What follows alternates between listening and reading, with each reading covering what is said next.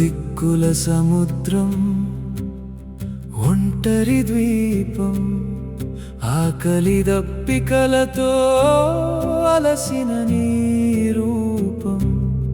నిన్నే నమ్ముకున్నవారు నిన్ను మరిచిన నీ ప్రభువు నీ చెంతే ఉన్నాడని తెలిపావు.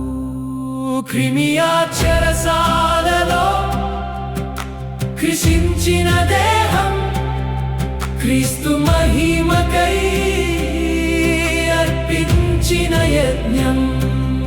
ఓ పునీత మార్టిన్, శ్రమల వీరుడా,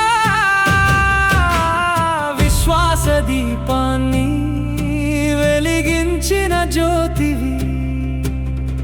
లోకం నిన్ను శిక్షించిన, పరలోకం నిన్ను ఆహ్వానించింది. రాజుల గర్వం ఓడినా నీ మౌన సాక్ష్యం గెలిచింది.